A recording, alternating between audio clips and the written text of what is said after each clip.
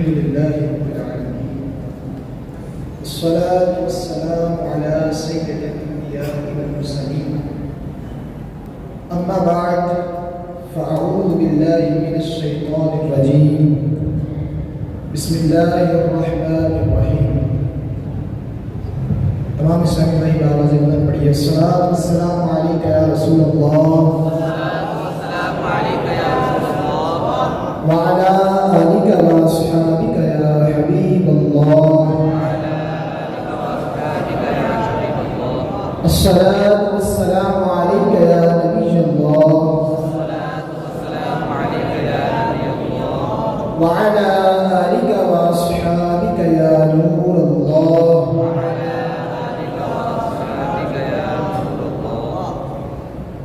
نويت سنة الاعتكاف. حضور سرور دو عالم صلی اللہ تعالی علیہ وسلم پر درود پاک پڑھنے کے کثیر فضائل و برکات ہیں.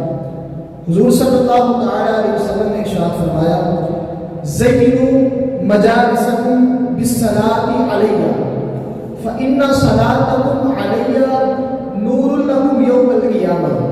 فرمایا کہ اپنی مجالس کو میری ذات بابرکات پر درود پڑھ کر مزین کرو. تمہارا یہ مجھ پر درود پڑھنا قیامت کے دن تمہارے لیے نور ہوگا. صلو علی الحبیب صلی اللہ تعالی علی محمد صلی اللہ تعالی علیہ وسلم. تو نیت کیجیے. ہمارے طلباء کرام بھی تشریف فرما ہے اور سرپرست حضرات بھی تشریف فرما ہے. تمام ہی نیت کیجیے کہ حضور صلی اللہ تعالی علیہ وسلم کی بارگاہ میں کثرت سے درود پاک پڑھا کریں گے.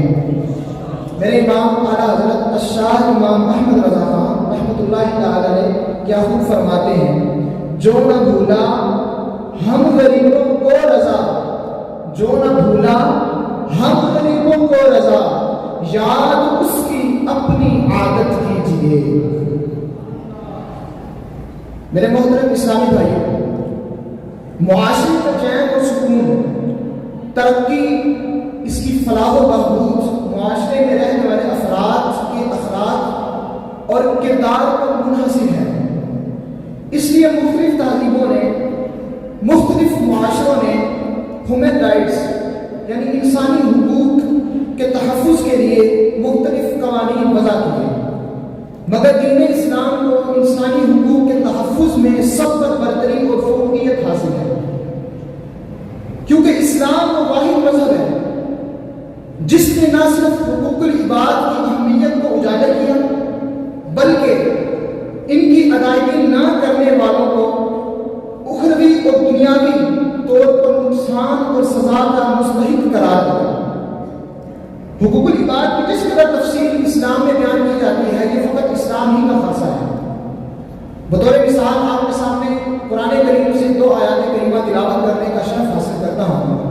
اللہ جل مجدہ الکریم سورۃ البقرہ آیت 83 میں ارشاد فرماتا ہے وَبِالْوَالِدَيْنِ إِحْسَانًا وَبِالْوَالِدَيْنِ إِحْسَانًا وَذِي الْقُرْبَى وَالْيَتَامَى وَالْمَسَاكِينِ وَقُولُوا لِلنَّاسِ حُسْنًا. ترجمہ: ماں باپ کے ساتھ بھلائی، رشتہ داروں اور یتیموں اور مسکینوں کے ساتھ اچھا سلوک کرو اور لوگوں سے اچھی بات کہو.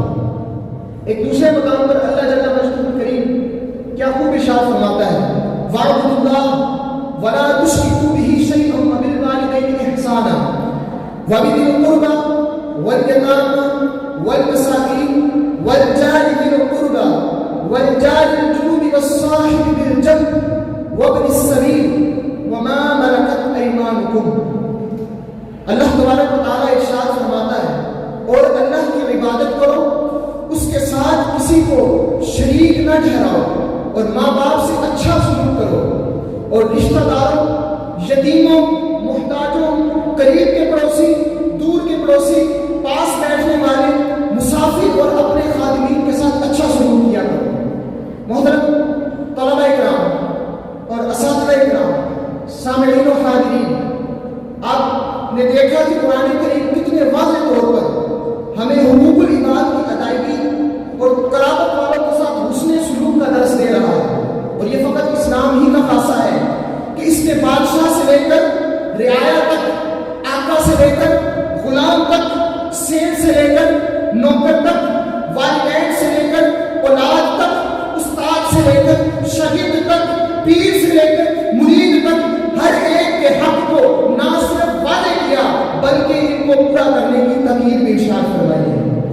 اور یہ فقط اسلام ہی کا خاصہ ہے، بلکہ میں یوں کہوں تو بے جانا ہوگا کہ تمام شعبہ ہے زندگی میں، ہر ایک کو زندگی گزارنے میں جن چیزوں کے ساتھ تعلق اور واسطہ ہوتا ہے، اسلام نے ان کے حقوق واضح طور پر بیان کر کے رکھے ہیں، اور یہ صرف اسلام ہی کا خاصہ ہے۔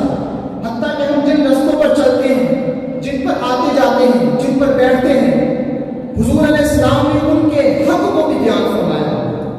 لیکن اگر ہم قبل اسلام زمانہ جاہلیت کا سلسلے سے جائزہ لیں تو ہمیں پتہ چلتا ہے کہ معاشرہ اخلاقی اور اقداری طور پر کس قدر پستی کا شکار تھا۔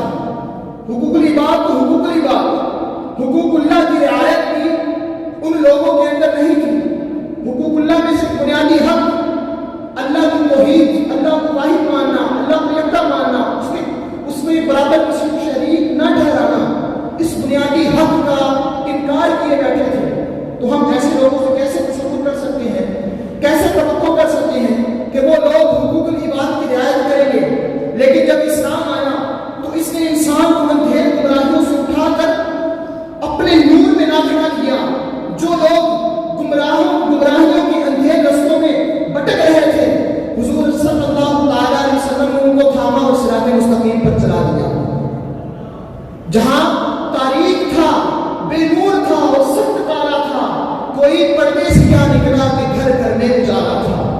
یہ اسلام کی برکت تھی کہ اسلام کی روشنی اور اسلام کی نور سے، اسلام کے نور سے ہر گھر جگمگا رہا تھا۔ آپ کے سامنے ایک دو مثالیں عرض کرتا ہوں۔ قبل اسلام معاشرے میں عورت کا جو مقام تھا، عورت کو جو اہمیت حاصل تھی، اگر آپ تاریخ و سیرت کا مطالعہ کریں تو آپ کے سامنے یہ بات روز روشن کی طرح آیا ہوگی کہ عورت کو کوئی عزت نہیں دی جاتی تھی، بلکہ ایک جوتی کی حیثیت سمجھا جاتا تھا۔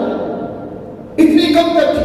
اور اگر ہم ماں کی بات کریں، وہ ماں کہ جس نے بچے کو جنا، اس کو منڈیوں کے اندر بیچا جاتا تھا، وہ بیوی کہ جو باپ کی بیوی ہے، اس کو وراثت کے اندر تقسیم کیا جاتا تھا۔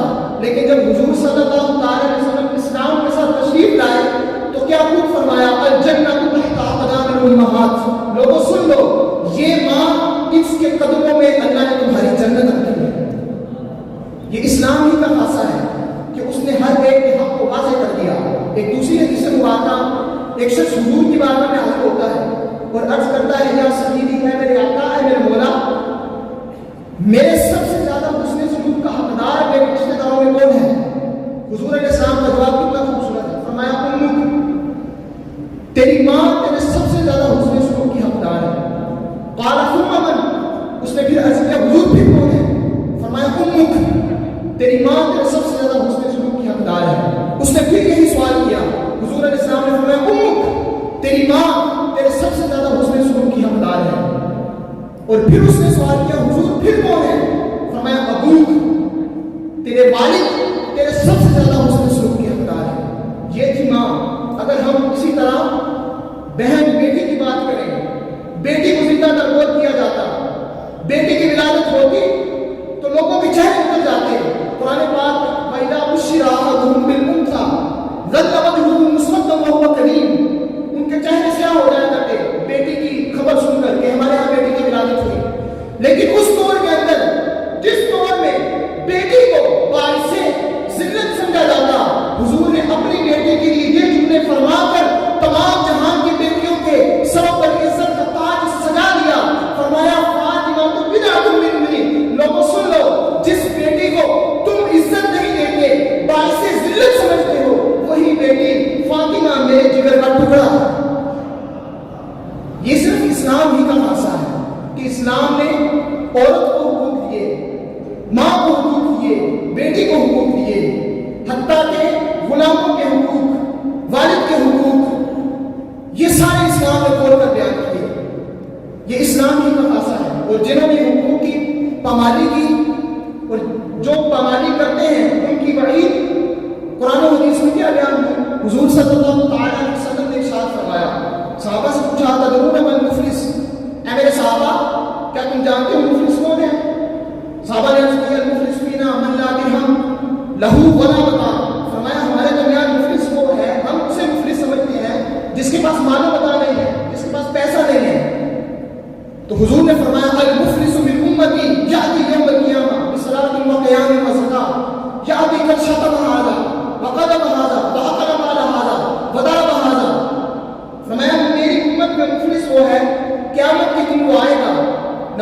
پڑھی ہے, زکات بھی دی ہے, صدقات بھی کیے ہیں, لیکن اس کو گالی دی, اس پر تہمت لگائی, اس کا حق دبایا, اس کو مارا, کیا کیا جائے گا؟ فرمایا اس کی نیکیاں دی جائیں گی اور جن کے حق دبائے ان کو دی جائیں گی, حتیٰ کہ اس کی نیکیاں ختم ہو جائیں گی. اگر نیکیاں ختم ہو گئی تو ان کے گناہ اس کے سر پر ڈالے جائیں گے, اس کو اٹھا کر جہنم میں ڈال دیا جائے گا. جو حقوق کی پامالی کرتے ہیں, حقوق العباد کی پامالی کرتے ہیں, تو ہم دعا کرتے ہیں اللہ تبارک تعالیٰ سے کہ اللہ تبارک تعالیٰ ہمیں حقوق العباد کی رعایت کرنے کی توفیق عطا فرمائے. جہاں ہم حقوق اللہ کا پاس کرتے ہیں, جہاں ہم حقوق اللہ کی رعایت کرتے ہیں, وہی ہم حقوق العباد کی پاسداری کرنے والے بن جائیں. اللہ تبارک تعالیٰ جو کچھ سنا اس کو یاد رکھنے کی توفیق عطا فرمائے اور اس پر عمل کرنا نصیب فرمائے. آمین بجاہ النبی صلی اللہ علیہ وسلم.